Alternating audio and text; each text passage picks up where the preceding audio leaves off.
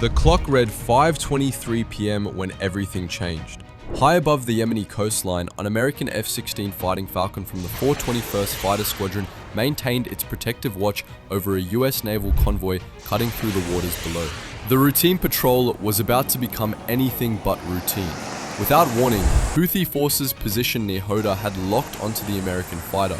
From their surface-to-air missile battery, they launched their deadly payload. The incoming threat, an SA-6 missile capable of reaching 2.8 times the speed of sound with an engagement envelope extending 23 kilometers. The pilot's window for survival? Mere seconds. Fortunately, modern American fighters don't venture into hostile airspace defenseless. The F-16's sophisticated defense systems immediately kicked into action. At the aircraft's nose, the AN/APG-83 radar system served as the primary threat detection network. When it painted the incoming SA-6 at a distance of 42 kilometers, the pilot knew exactly what to do.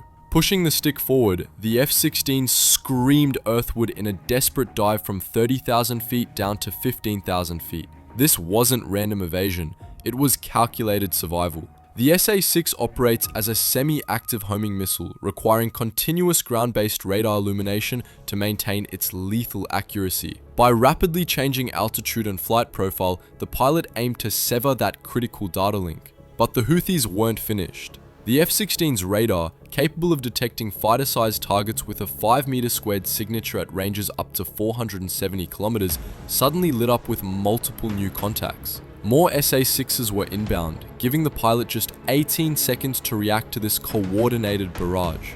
The violent evasive maneuvers that followed created their own problem.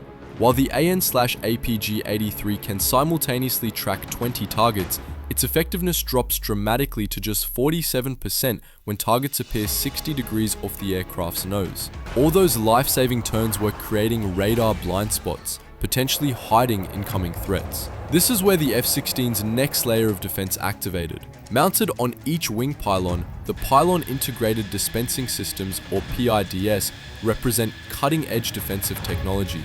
Despite adding 19 kilograms of weight and reducing overall payload capacity by 3%, these systems more than justify their presence through their... Each PID incorporates 6 ultraviolet sensors, providing complete spherical coverage, detecting missile launches at distances reaching 10 kilometers. Once the system identified the incoming SA-6 threats, it immediately deployed its countermeasures: 12 MJU-50B infrared flares and 24 RR-180 chaff bundles, creating a massive decoy cloud spanning half a kilometer designed to confuse heat-seeking and radar-guided missiles alike. Yet even this impressive defensive display wasn't enough to break the missile locks. The pilot activated his final defensive option, the AN/ALQ-184 electronic warfare pod mounted beneath the aircraft's fuselage. This sophisticated jamming system operates across the 2 to 20 GHz spectrum using advanced digital radio frequency memory technology, more than sufficient to counter the SA-6's 6 to 8 GHz guidance frequencies. The moment the jamming pod came online, it severed the missile's connection to their ground control stations. Without continuous guidance updates, the SA-6s lost 70% of their accuracy, sending them into ballistic flight paths that carried them harmlessly past their intended target. The Houthis, however, weren't deterred by this initial failure. 44 minutes later, at 6:07 p.m, they decided to test their luck against a different American asset. Operating from Chabalay Airfield in Djibouti, an MQ-9 Reaper drone was conducting surveillance operations approximately 50 miles northeast of Hoda, monitoring Houthi supply convoys reinforcing positions near the town. Frustrated by their earlier failure against the F-16, Houthi gunners decided to engage this new target.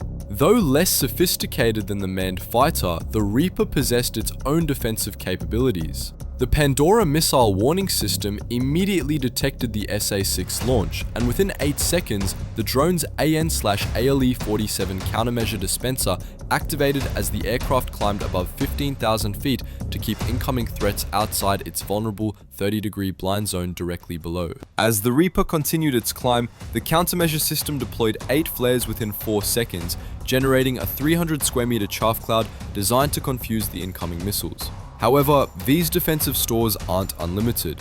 The system carries a maximum of 60 MJU-60B flares and 120 RR-180 chaff bundles, sufficient for 12 separate engagements per mission. Standard operating procedure requires mission abort and return to base once 75% of countermeasures are expended. The drone's ALR-69 radar warning receiver guided these defensive decisions. Operating across 0.5 to 20 GHz frequencies, this system can detect SA-6 radar emissions at approximately 200 km with single-degree azimuth precision. This capability enables response times of just 2 seconds from threat detection to countermeasure deployment. Thanks to this rapid response capability, the drone operators successfully deployed sufficient countermeasures to avoid catastrophic damage. However, the Reaper didn't escape completely unscathed. Post-mission inspection revealed that fragments from the SA-6's 12,000 steel pellet warhead had penetrated the right wing. Fortunately, repairs were completed quickly, returning the aircraft to operational status. While such engagements might appear routine in this conflict zone, this particular incident marked a significant escalation. The first time Houthi forces had directly targeted a manned American aircraft. The US response would establish new precedents in this intensifying regional conflict. Both US Central Command and White House officials were stunned by this brazen daylight assault on American forces. President Trump determined that only an immediate and overwhelming response would be appropriate. Within 8 hours of the attack, the guided missile destroyer USS Spruance received orders to proceed closer to the Yemeni coast. Once positioned in its designated launch area, the crew received encrypted strike authorization from Central Command. Interestingly, rather than employing standard Tomahawk cruise missiles for this mission, naval commanders opted for a more unconventional approach. Modern destroyers carry diverse missile loadouts within their vertical launch system cells. Tomahawks for land attack, SM-2s for area air defense, evolved Sea Sparrow missiles for point defense, anti-submarine rockets, and SM-6 missiles for extended range air defense. Ballistic missile defense-capable vessels also carry SM-3 interceptors. This mixed arsenal allows surface combatants to engage multiple threat types across various mission profiles. The Navy's selection of SM-6 missiles for this strike carried significant tactical messaging. The SM-6 represents one of the most advanced air defense weapons in the American arsenal, second only to the SM-3 ballistic missile interceptor. Destroyers typically reserve these premium missiles for the most dangerous aerial threats, given their 1,500 kilogram explosive warhead and impressive velocity of 3.5 times the speed of sound. Originally designed exclusively for air defense, recent modifications have enabled the SM-6 to engage surface targets as well. While Tomahawk missiles possess superior range, approximately 1,500 kilometers versus the SM-6's shorter reach, the SM-6's higher velocity makes it significantly more difficult to intercept, serving as a crucial capability bridge until the Navy strike missile achieves full operational status. Despite possessing this surface attack capability for years, the Navy had never publicly demonstrated this mode until this engagement. The selection of SM-6s over Tomahawks reflected the time-sensitive nature of the target.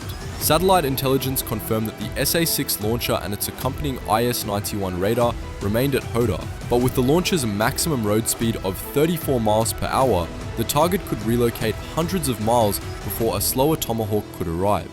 Following Central Command's strike authorization, the Spruance crew made maximum speed toward the launch position in the southern Red Sea. Simultaneously, combat watch teams had less than 30 minutes to develop, coordinate, and approve a complex flight plan. Modern cruise missiles don't simply fly direct routes to their targets. Such predictable flight paths would be easily intercepted. Instead, crews must program multiple waypoints to guide the missile to its initial reference point, where the classified mission planning system assumes control and directs the weapon to its final objective. At approximately 3:45 AM local time, 2 SM-6 missiles erupted from the destroyer's vertical launch cells in brilliant flashes of light. With several hundred miles remaining to target, the missiles would require roughly 6 minutes to complete their deadly journey. Although Houthi forces have constructed a substantial air defense network throughout their territory, these systems proved irrelevant against the incoming SM-6s. The missiles glided effortlessly through hostile airspace before slamming into the SA-6 launcher with devastating effect. Post-strike signals intelligence confirmed complete target destruction, along with the elimination of 8 Houthi operators. However, American retaliation was far from complete. Intelligence assessments indicated that between 2014 and 2015, Houthi forces had captured 12 to 15 SA-6 launchers from the collapsed Yemeni government. Over the subsequent decade, Iranian assistance had substantially upgraded these systems with improved radars and modern missile seekers. This extensive arsenal, combined with demonstrated willingness to engage American aircraft, presented an unacceptable ongoing threat. Following the February 20th precision strike against the individual launcher, naval commanders determined that a more comprehensive response was necessary to provide the Houthis with a permanent reminder of the consequences of attacking US aircraft. Beginning at 6 p.m. local time, the first of 4 successive FA-18 Hornet waves launched from the flight deck of the USS Harry S. Truman. These aircraft carried significantly more firepower than typical strike missions would employ. Rather than standard 2,000-pound JDAMs or bunker-busting munitions, naval aviation had selected something far more devastating. The FA-18S that night carried AGM-154 joint standoff weapons, long-range air-to-surface munitions capable of engaging targets 117 to 130 kilometers away when released at high altitude. Armed with either 145 individual submunitions or 192 pounds of high explosives, these GPS-guided weapons represent the long reach of American military power in the region. Between 6 p.m. and 11:30 that evening, wave after wave of FA-18s conducted systematic attack runs against storage facilities near Sana'a. As if this aerial bombardment weren't sufficient, the guided missile destroyer USS Gravely contributed 6 additional Tomahawk missiles to the smoldering remains once the airstrikes concluded. The combined operation successfully destroyed 14 Kahir M2 ballistic missiles, 3 additional SA-6 launchers, and 23 various anti-ship cruise missiles. While this comprehensive strike severely degraded Houthi offensive capabilities against both air and ground targets, it did not eliminate their entire arsenal. That challenge remains for future operations. The question remains, should the United States be doing more to completely destroy the Houthis' capacity to wage war? That's a decision for another day.